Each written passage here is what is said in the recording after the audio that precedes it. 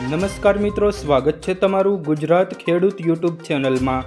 આ વિડીયોમાં આપણે હવામાન વિભાગ દ્વારા વરસાદને લઈને આગાહી કરવામાં આવી છે તેને લઈને સમાચાર મેળવીશું। તો વિડીયોમાં આગળ વધીએ તે પહેલાં તમે અમારી ચેનલમાં નવા છો તો ચેનલને નીચે દર્શાવેલું લાલ કલરનું સબસ્ક્રાઇબ બટન દબાવી ચેનલને જરૂર સબસ્ક્રાઇબ કરી લેજો। તો ચાલો મિત્રો, આજનો આ વિડીયો શરૂ કરીએ।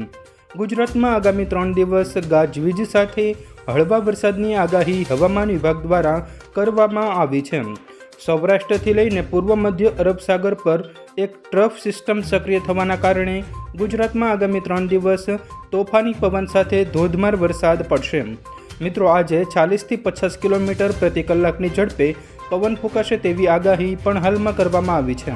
ત્યારે આગામી 7 દિવસ સુધી ગુજરાતમાં વાદળછાયું વાતાવરણ રહેવાની પણ આગાહી કરવામાં આવી છે। મિત્રો, આ અંગે અંબાલાલ પટેલ દ્વારા પણ મોટી આગાહી કરવામાં આવી છે।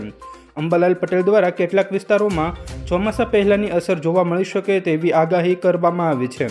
મિત્રો, વાત કરીએ તો જાણીતા આગાહીકાર અંબાલાલ પટેલના જણાવ્યા પ્રમાણે ગુજરાતમાં 13મી મેથી અનેક વિસ્તારોમાં પ્રી મોન્સૂન એક્ટિવિટી શરૂ થઈ ગઈ છે, જેના કારણે આગામી દિવસોમાં વરસાદી માહોલ સર્જાવાની શક્યતા છે। આગામી દિવસોમાં ગુજરાતના અલગ અલગ જિલ્લાઓમાં સામાન્યથી લઈને ભારેથી અતિભારે વરસાદ પડવાની આગાહી હાલમાં કરવામાં આવી છે।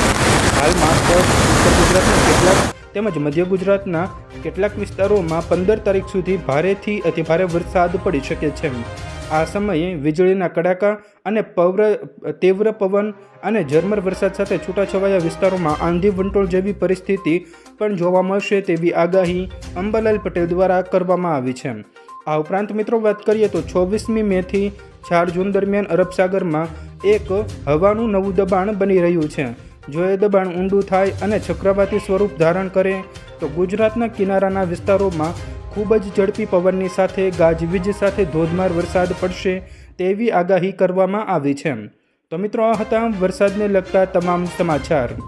જો મિત્રો તમને અમારો આ વિડીયો પસંદ આવ્યો હોય તો વિડીયોને લાઈક કરો, તમારા મિત્રો સાથે શેર કરો અને અમારી ચેનલને હજુ સુધી સબસ્ક્રાઈબ ન કરી હોય તો ચેનલને જરૂર સબસ્ક્રાઈબ કરી લેજો, જેથી તમને અમારા સવાર બપોર સાંજના તાજા અગત્યના સાચા અને સચોટ સમાચાર સૌપ્રથમ મળી શકે।